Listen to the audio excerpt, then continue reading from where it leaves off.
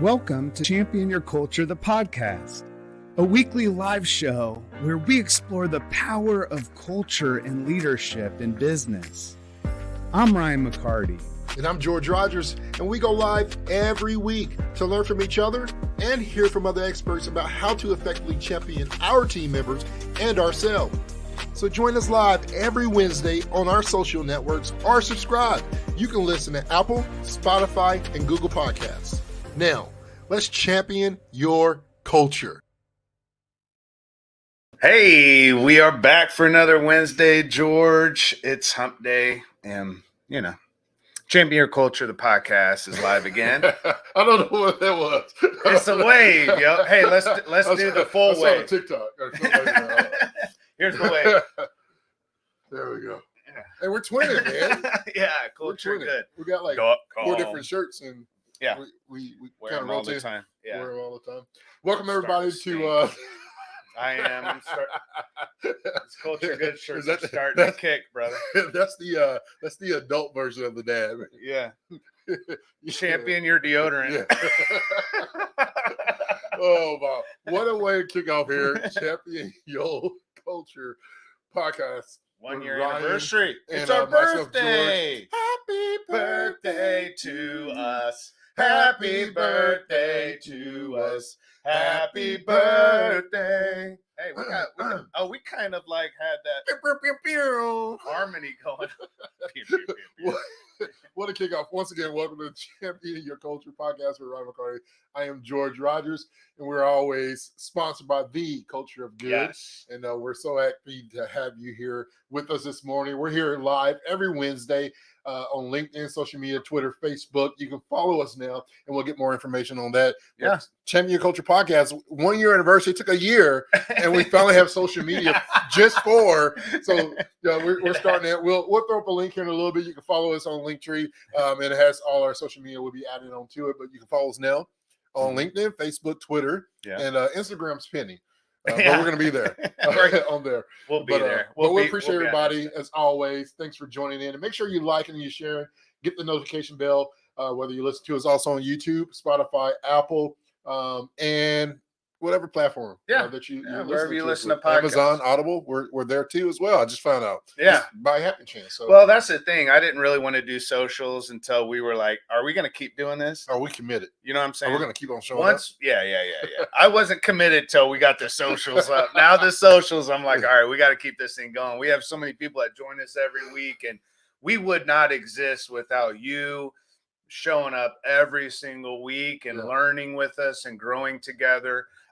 I feel like I've grown over this last year. I really do. I think that we've had some ups and downs.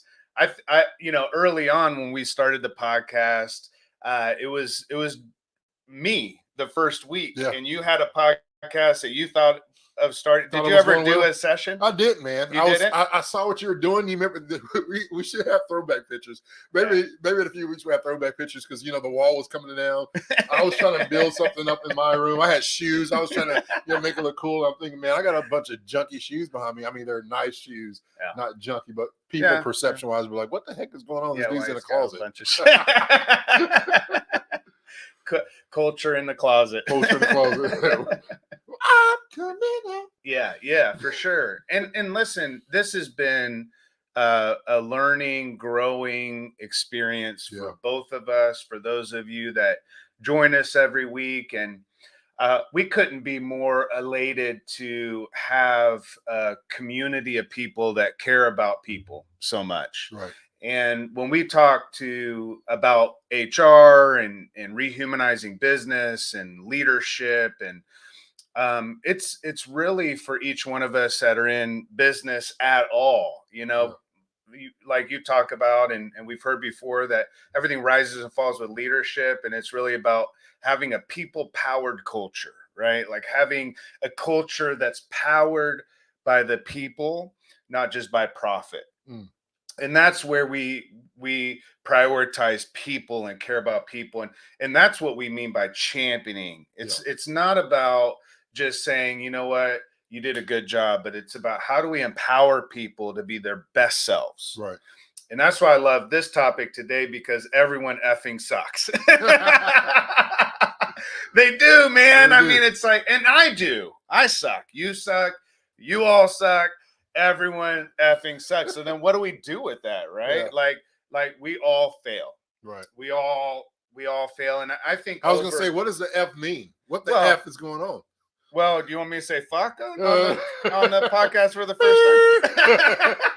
No, everyone fails, right? Yeah. Everyone is failing on, and we do that daily, whatever it is. And I think having a concept of what that looks like and being able to learn and grow and from an experience of having that authentic, true sense of who you are. Yeah. So important, man, because as a leader, if you don't champion yourself really well through failure, Mm-hmm. you know, the worst experience is when you're at work and you've been given a task to do, you've not fully been empowered to do it, nobody's really equipped you or ensured that you have every tool necessary to accomplish, and then when you go to pursue it, you fail. Yeah. And then all the credit for the failure goes to you. Yeah. Right. And all the blame goes to the person who fails. And then there's no learning, there's no growth. You know, I hear it all the time, and you do too, George. Like, people are behind the scenes getting yelled at with behind closed doors, you know, leaders cussing people out, not giving people an opportunity to grow from failure, to say what didn't work. Yeah. Right. Like all of those things create an environment and a culture where we don't feel like, you know, if I go to try something again, right, I might get slashed because of failing again. Yeah. So I'm always going to do just enough to stay under the radar, never push the limit, never produce anything great, never go for greatness, because everything in my environment has taught me in my workplace that what I do is more important than who I am. Therefore, when I fail, I'm looked at as a failure. Yeah. See what I'm saying? Yep. We become human doings instead of human beings at work. And that's what we say about rehumanizing business. Like, what is the human side of what we do and how we do it? Yeah. Yes, it's just that trauma too, because as you're mentioning, Ryan, a lot of people who go through those things then fear to really try to take that next leap, right? They fear that because of intimidation. They don't go over and beyond. They don't try to serve outside of their means, and they begin to check the box. Yeah. Right. This is my job duty and job responsibility. So I think, right? So I think this is my job duty and responsibility. But it really sets people back because of that fear of intimidation and what that leader, that manager above them is going to do. And so that causes a lot of what I like to call setbacks within the business, right? Because if you don't have people that's willing to grow, excel, elevate themselves, and push the limit, so to speak, because of that fear of failure, and not necessarily the fear of failure, but the fear of the response of failure from their leaders, and the impact that brings. That's it. It's never about the fear. It's not about the failure. It's about the response. Well, you never fear the failure itself in a sense, because you don't know whether you're going to fail or not. Exactly. So how do you know whether you're going to fear? Sometimes we fear whether we will or not. Yeah, the unknown. Yeah, the unknown. Yeah. But if we have a leader on the other side of the unknown that's known, see, that's the difference. If you have a leader that's known in the unknown, that's powerful, man. Are you as a leader known in the unknown? In other words, will you show up when your team member is pressing into something and it's full of uncertainty? Yeah. Do you get into the middle of that with them, or do you kind of stand on the outside and, well, if they F it up, right? And everyone effing sucks. Like we all, cultures aren't perfect. I've worked with great companies that are they win every award for best places to work, and they've got all the accolades in the world. They're not perfect. Yeah. The culture still effing sucks because we fail. That's a big part of it. We are constantly in a learning, like a pattern of learning throughout life. And the only way to learn is to try something that you've never tried, to press into the unknown. Yeah. Like if we want people to own the culture, we've got to have a culture where people press into the unknown. Right. The only way that we do that is if we have a leader that's known. Yeah. It's that, I think of fear. When I was a kid, we always had that fear. I remember Dexter, he was afraid of the dark. Everybody's afraid of the dark. They hear things that's not really there. And I always I'm still afraid of it. What you talking about? Yo, I'm watching a movie and I'm out. Hey, I can't do scary movies. Paranormal activity. Yeah, I watch that. It's fear, right? So everybody knows I'm an acronym junkie, but it's that false evidence appearing real. Yeah. Right. It's that false feeling or sense of that something's there, something's going to happen, or the other side of the wall. I'm afraid of something, although it's not there. It's that sense of worry, right? That 90% of the things that we worry about don't really come to life. Yeah. On that end. But how do you, for when we talk about failure, right? And failure happens. What happens afterwards, right? Yeah. How do we accomplish what needs to be accomplished? How, not necessarily get over, but how do we then maximize the failure, right? Because we always say failure is not final. Yeah. Right. Well, it could be the final day of your job. Yeah. Unless you have that leader. Exactly. Unless you have that leader that's, kind of that intimidating fear factor leader, right? Yeah. Fear factor. They bring sense of tension and aggression. They lead by fear versus, faith and or by true leadership. And that's, hey, this is what we learn. I'm in this phase, Ryan, where I like to celebrate failures. Yeah. We celebrate great wins. We celebrate the success of the company, the growth of the company. But why don't we ever celebrate failures? And I know that sounds crazy to a lot of people, but hey, listen, what happens if a leader comes to me right now, or a leader comes to us and says, you know what? Things have been going the wrong way. We made failure after failure, mistake after mistake.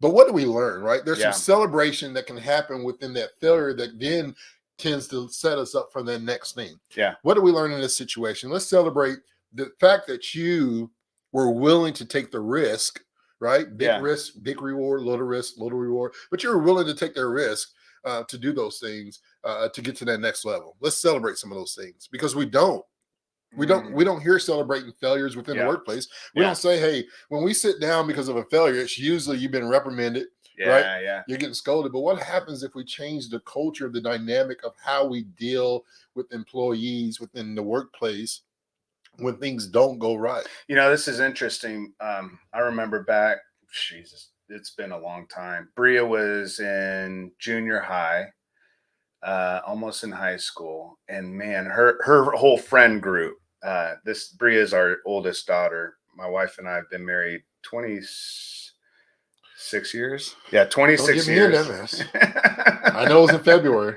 Some of y'all out there watching are 26 years old. I've been married as long as you have been alive. And Bria, when she was in junior high, she's 30 now, but in junior high, she got her first B. Man, I was excited in middle school when I got my first. That's me too, man. That's me now. When I got my first B, I was like, I'm ready to party. Although she was a straight A student, and when she got her first B, and all her friend nucleus group were all A students, and that was like the criteria for coolness in junior high at that age was like, you are a straight A. She brought home that B and was crushed. Her soul was in pieces and just crying, and thought the world was ending because of a B. And I went up and talked to her a little bit, and Qatar talked to her, and nothing was happening. I'm like, it's all right.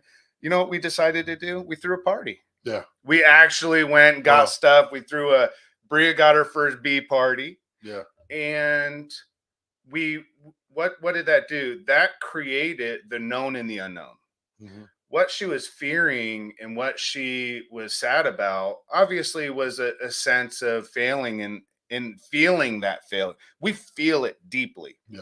That's one of the things I think is really important, because when we talk about failing and coming back from failure, the importance of having a leader, as kids in that same scenario, and when you're in junior high, if you have a parent who, when you're going through coping with failure, if you have a parent that shows up in that way that's supportive, that allows you to move in a direction where that carries more weight in your experience through failure than the failure itself, because that what that teaches you is that failure isn't the end of a thing, but rather it's the beginning of something fresh and brand new. And it's a new experience, is something that we can grow from. But had I, as a parent, said, yeah, well, maybe you should just try harder next time, and blah blah blah. But it wasn't about that in that moment. In that moment, what she needed was the failure not to be her. And that is something within the workplace that I see over and over again, and it really holds business back, because if we don't have people that take the initiative, that are courageously going into work, making decisions, and trying things and risking. Obviously, you don't want to make business decisions that risk the whole company and the whole, that kind of thing. And that happens, right? But in the midst of all of that, it really makes the difference whether you have a leader, a coach. That's why we always talk about hiring a coach. And if you don't have a coach, George and I are coaches. We offer one-on-one executive leadership coaching. I think all of that is so important, because life is going to lead you just by the very nature of how it is into the unknown. And it's what's going to happen in the midst of that. When you were talking about fear and faith, really all faith is belief. And so all fear is faith in the wrong direction. So it's you using that same belief and faith that something bad's going to happen. So fear is just faith. So are you using your faith to believe in what can be and the possibilities, or are you using your faith to believe that things are going to fall apart and worry? And the difference is, did you have people along the way from the time you were a child, as you were learning resilience and how to deal with failure and how to deal with mistakes in life? Did you have people that showed up in the midst of that? Because that's going to determine how you deal with that as an adult. Resilience is something that we can build. It's not something we're born with. But certainly as kids, and we've worked with kids and stuff, some kids can deal with a little more pressure and they deal with it a different way, and it's in their genes to do so. And they just approach failure differently. But over and over and over again, the resiliency, that muscle, can be built into any kid, any youth, any adult. And I think that's where we need to start looking at, how am I building a culture and championing people where they're becoming more and more resilient, not where they're becoming more and more perfect. Not where they make less and less mistakes. Obviously, we want less and less of that. And we don't want failure and mistakes in situations like, hey, you're a surgeon. Okay, you're doing brain surgery. Failure's okay. Let's celebrate it. There's aspects of what we do that doesn't allow for failure to be, but it's how we're defining success. Right? How we define success as a surgeon is different than how we define success as an accountant, different than how we define success as a DJ.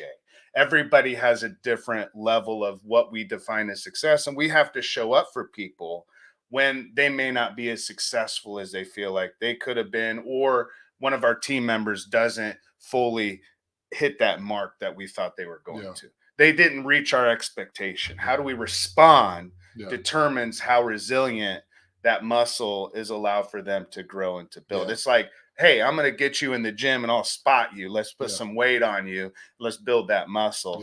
Or I could say, man, you ain't been working out for a while. And then just walk away. As you said that, I kind of tensed up. I'm like, you talking about me? No, I'm talking about myself. Oh my! The beautiful thing, and we appreciate Culture Good, is that we actually have a gym in our. We got a full gym body. We walk by it every day. It's beautiful to get to the food. I act like it's a person. I'm like, "What's up, Jim?" I just keep walking. Good to see you. Good to see you. You talk about a word that's really touchy for me as of late, and that was expectation. You talked about that expectation. And I talk a lot about this because, it was growing up. I'll get real personal. I struggle with expecting from people, right?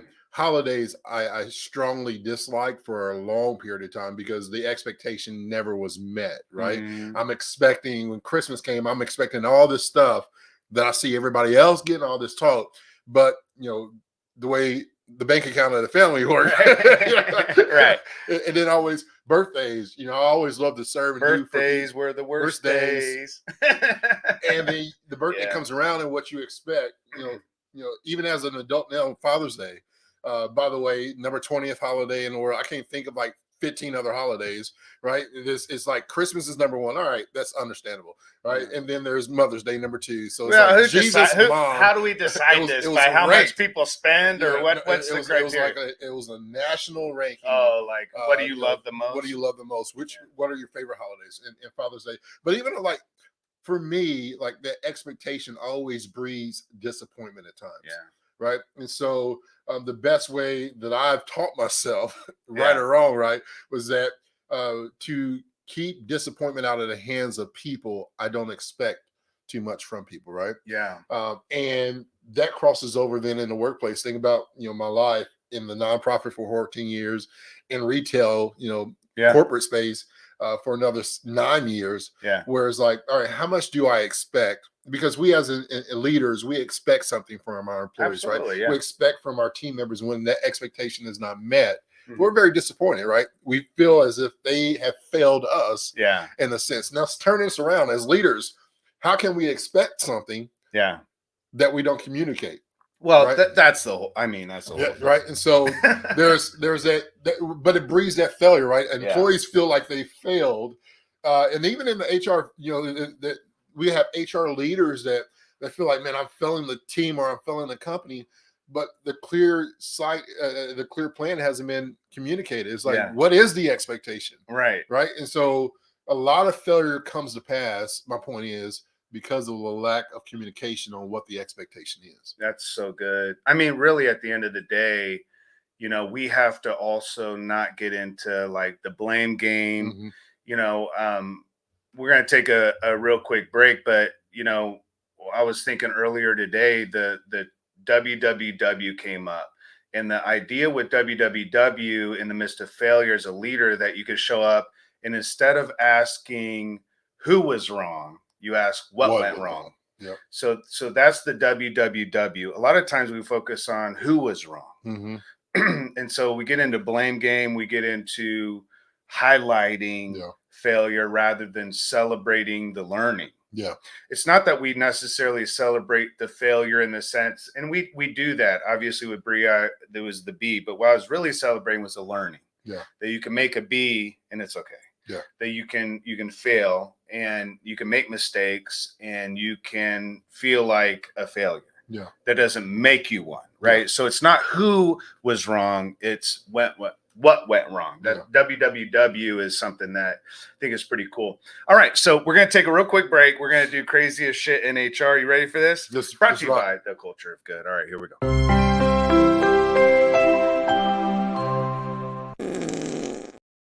This is some crazy shit. We want to thank Elizabeth for sending this in. Crazy HR stuff. I saw your stuff and thought it might fit. Can management please talk to employee X about passing gas in the production area? I'm 99% positive it's him. I love this because there was a misspell. It says, I only ever small poop. And that smell poop, I'm like, yeah, I like the small poop better. Small poop. When he is working close to me, and it has happened on multiple occasions, it's very unpleasant.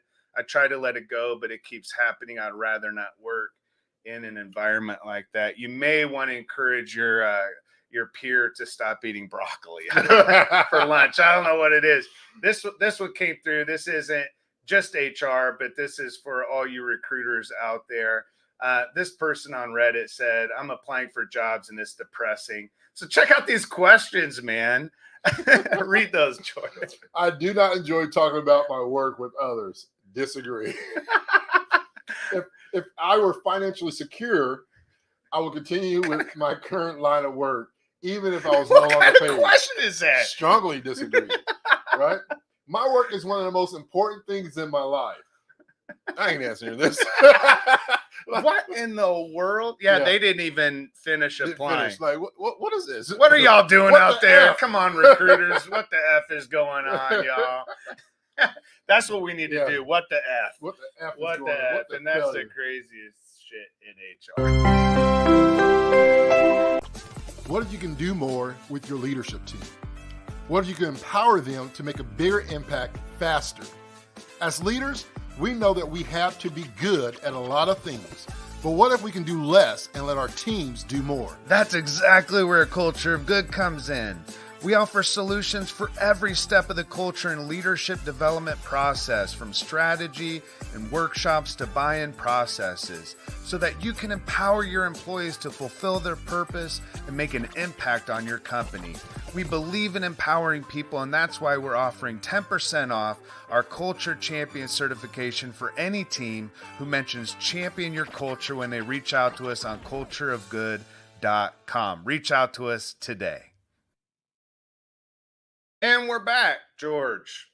It's really awesome to think about this concept of doing good in the midst of sometimes bad situations, right? It's like the culture of good shows up, and that's what we keep sharing. And I love the idea of championing people. Yeah.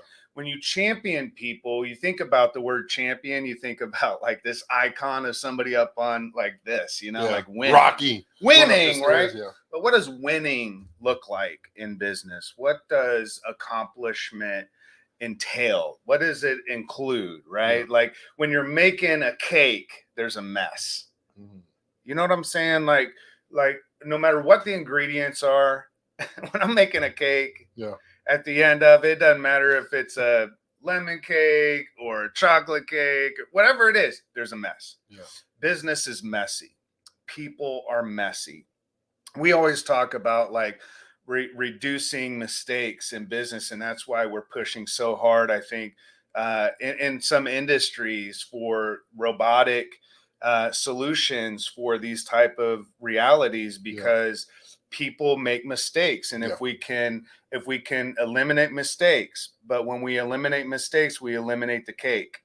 We eliminate the sense of what it meant, and having, not saying that eventually some jobs won't have to be more robotic or given to robots and people managing that. But the reality is people are not robots. We can't get programmed. I think so many times as leaders, we want robots and not humans. We want people to fall into line, do what needs to be done, not make any mistakes. And at the end of the day, I think what's been really special about having a business partners we have with Scott Moorhead is we get into his office and there's meetings and the one-on-ones, and we're like, well, that didn't work. And he's like, all right, what do we learn about it? How can we pivot, right? Yeah. How can we pivot? We're always talking about pivoting. We're always talking about what did we learn from it? It's like, what went wrong, not who was wrong. Yeah. It's not about George messed up or Ryan messed up or Scott or this person or that. It's not about that. It's about, now that we have this reality, what can we learn from it? What can we do different? And how do we grow? Yeah. You know what I'm saying? Yeah. I mean, that's what it is. It's like sending people out to make mistakes. Yeah. Having them come back and saying, okay, that didn't work. What can we do differently next time? Yeah. Normalizing failure. Normalizing failure. Yeah. It's not just happen. Celebrating. Yeah. Normal. You gotta normalize it. It's normal. Yeah. Like it's going to happen. Without failures, there can be no success. Yeah. Like, how do you get to success? And there's the old quote that says, I've learned more in my failures than I ever did with my success. Because when we do succeed, it's a celebration. That's Jay-Z, man. Right? That's a Jay-Z quote. Celebration. Yep. We're doing things and we're moving forward. We feel like we've accomplished everything.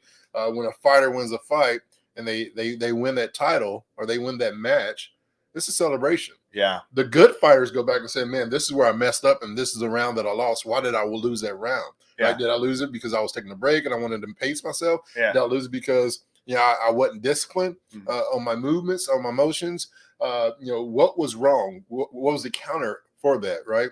And so, being able to adapt, and I always say great leaders adapt no matter what the circumstances is. You put a great leader in any circumstances, they'll adapt, right? It won't always be perfect, but we don't pursue perfection, we pursue excellence, right? And so understand that in our pursuit of excellence, failure and success are both normal. And when we do both, we still examine and celebrate. Right. But so it's that changing the culture of failure to be able to be aligned with what success is, and balancing those two things out to make them normal. I think that's what people are this is a really timely conversation, because people are pressing into this more and more as we're coaching people on our team. Some great questions to ask is what went wrong, what went right. Yeah. You know what I'm saying? Not who was wrong, what went wrong, what went well. Yeah. That's a good WWW. What went well. Yeah. What went wrong and what went well. Those are two questions that really we need to be asking instead of who was wrong. Yeah. And so much of our focus as leaders is on that who. Yeah. And the person, and that creates, again, that scenario where the person feels like the failure. Yeah. Rather than the action failing. Mm-hmm. You know what I'm saying? Yeah. Yeah. It's that, I'm thinking about Dexter, some of the things that he's done over the last few years, from this 4 through 8 year old stage. Yeah. He's so competitive. And a lot of that is just naturally he sees me. And when I do something, when I don't achieve a goal or accomplish it, the first thing I do naturally is, man, I should have, I could have. It's always a shoulda, coulda, would have. Yeah. And he's gotten to that point where he's a huge Roblox in Minecraft, right? He's into building. He wants to get into architect for many reasons. He wants to buy a community and build houses to be able to give to family and friends, and like not just have them pay for it. He wants to give it. I'm like, you're gonna be rich. That's a huge write-off, bro. Yeah. But when something happens or he fails or makes a mistake, he's so disappointed in himself. To the point where, and there's a lot of HR companies and HR tech software companies, and I won't name any of them unless you want to sponsor Culture Good, yes, or please. Join Culture Good on the sponsorship. Then I'll blast your name out there. But there are a lot of great HR tech software companies out there that does a lot of recognition and employee engagement that brings that fulfillment and helps the impact on the culture. And my point is that when Dexter was making these mistakes, similar to you throwing a party for your daughter, right? Yeah. Throwing a party, not necessarily just for the B, but the fact that, hey, you did your best. Yeah. And that's okay. Yeah. Whatever that best is, now what? Right. Now what's next, right? Yeah. And so celebrating those things, one of the things I've done for Dexter is that I know things that he loved. Right now at the condo, we're standing downtown at the condo, and our barber, for instance, a friend of mine's brother, he's been cutting my hair for 18, 19 years. Dexter was struggling. He went and bought Dexter 760 Tootsie Rolls because Dexter, he doesn't eat a lot of candy, but he likes, Hershey bars, and he likes Tootsie Rolls. That's literally all the junk food he really enjoys. Yeah. And he's got a huge bag, and we'll do stuff like that. We'll buy something that he likes and just say, hey, this is for you. He loves, debit cards, McDonald's gift cards, Yeah. And so, hey, go. This is for you. Where do you want to go? This is your debit card. This is your money. Where do you want to go? Just kind of make yourself happy. That's right? Awesome, man. But doing those small things as leaders in the workplace as well, when somebody does find themselves in that stronghold of depression or failure or feeling defeated, especially when there's big goals, right? And a big project, and you feel like, and we've been there, right? We've had some big goals and opportunities over the last month. Yeah. And we've had some negative calls, and we're like, and it's eating us. Yeah. We need to have a beer. That's pretty much. We need to celebrate. You know why? Because progress. Because we learned so much in that progress. We have grown so much. We have so much content. We have so much, development and things and resources that we provide. Done, and a lot of it is you put a lot of time, and our team, Edgar, put a lot of time, right, into something. And it's okay that we didn't get the big thing, but look where we are now because of that journey. Yeah. Right. And so let's recognize each other and celebrate those things. Yeah. And part of that is, hey, knowing our teammates, knowing our employees, when they get into that place, what do we do? What do they love? Right. If we truly care for our people, we know where they are in those moments. Yeah. And not just to show up. Yeah. But what is it that's something that would take them out of that state of mind to let them know, hey, I still love you. Yeah. You're still a person. Yeah. It's not perfection. Right. We're trying to pursue this excellence on this journey. Well, hey, let's celebrate. Or hey, take a half a day. Yeah. Go be with your family. Yeah. Everything's good. We'll mazel tov. We'll be back. Right. It's going to be here no matter what. Yeah. Right. So whatever it takes, go away and let's focus on it.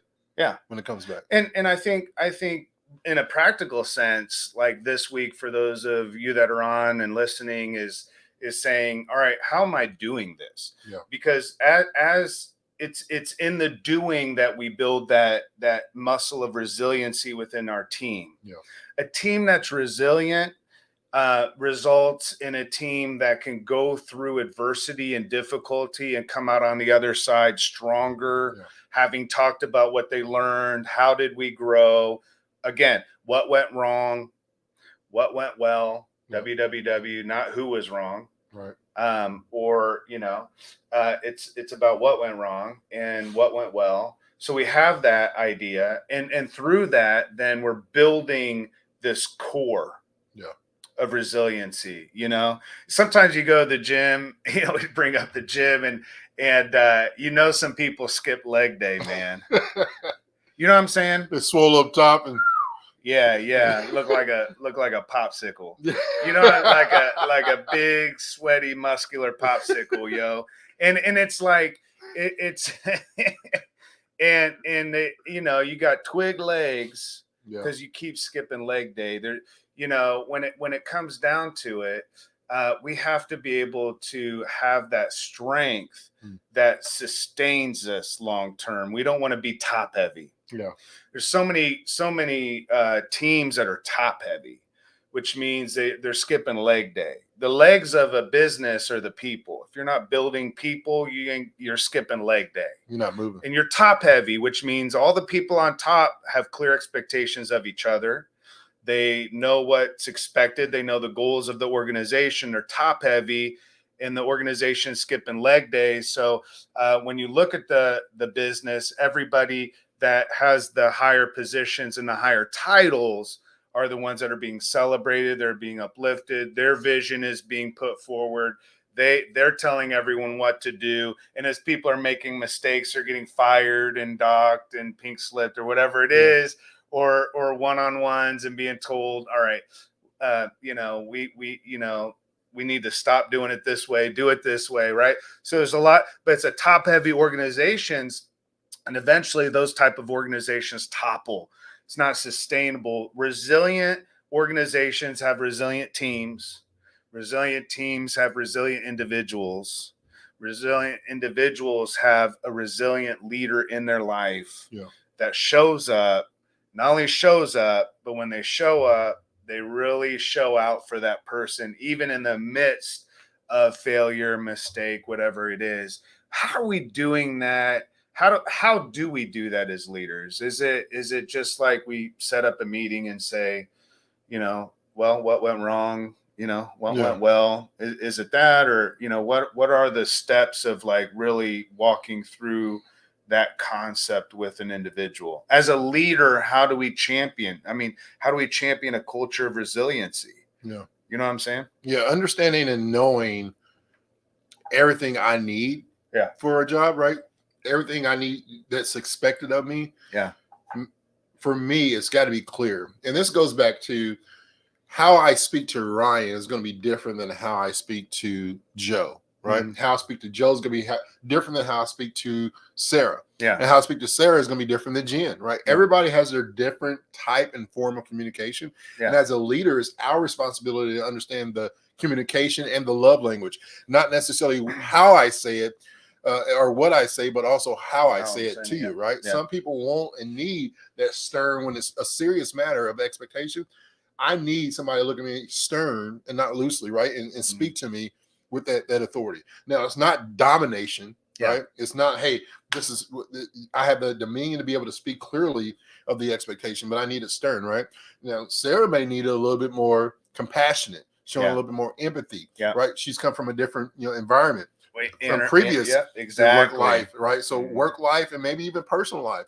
And so everybody has this different, love language that you have to speak, and also the tone that you have to approach. Yeah. And as a leader, when you care for people, you learn those things, right? You learn how to deal with certain matters or how to communicate in a certain way.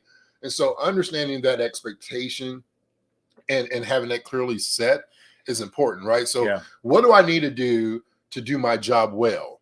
Yeah. To be able to not just meet expectations, but I want to be able to be the expectation. I want to set the expectation for my department in this job responsibility, this project, whatever it is that we're going to say. What is everything? Don't give me some things. Yeah. Right. I don't want to do the job and it's still not good enough. Give me everything. Now, along this journey, there may be some things that say, George, Ryan, this is what we set out, but what is, as we're going on this journey, right? Yeah. You may see a pothole. There may be some things that pop up in the life and that responsibility that you may add to. Yeah. Right. So those are understandable. But give me everything I need to start, and along the way, know how to speak. Giving you everything you need to start is really important, because if you're not empowered people, then when whose responsibility was it ultimately why that mistake was made or the failure happened or whatever else, And I think we can look at our team members, to your point, and say, all right, when that person goes, messes up, they really take it personally. Yeah. We would say it that way. And what's really happening is their emotional signals, what allows us to regulate around stress and anxiety. Not everybody has the same regulator, right? And to your point, that's because of trauma, childhood trauma. That could be from past toxic leaders in our life. Yeah. That could be from, a parent, whatever it is, a boss that was, just an asshole, those kind of things create a scenario where we don't have the same capacity to regulate our emotions. And so when we see that, those are opportunities, because you can't have a strong team without strong individuals, man. I mean, and you can see it. I mean, when you're watching a basketball game, you can see it. You can see someone who misses a shot and they're just going down the court hard on themselves, and somebody else misses a shot and they may feel it, but they get back to the other side of the court and they head back. And we can see that when people are failing. We know that there's certain team members that we would say in 10 years ago, they're just more sensitive. Yeah. It's not that they're more sensitive. And maybe it is. Maybe their emotional state is simply because of things and people and experiences that they had in the past. So as a leader, being open to knowing that your team is made of individuals is a powerful idea, and meeting with each individual and saying, hey, how are things going? How are you doing? The feedback. Right, man. I mean, getting feedback and giving feedback. Yeah. As a leader, it's not that we can't say, hey, you F that up. Yeah. But it's knowing that everyone effing sucks, right? So because of that, and as a leader, because of knowing that we do as well, it's just so important that we have leaders in our lives, and we have those that show up and show out and say, hey, what did you learn from this? How can we grow? What pivots can be made? What do you need from me now? Yeah. Because the needs have changed. And really finding out, not only being clear with your expectations, but being clear enough to say, what are you expecting from me? Yeah. And it's important not to delay that.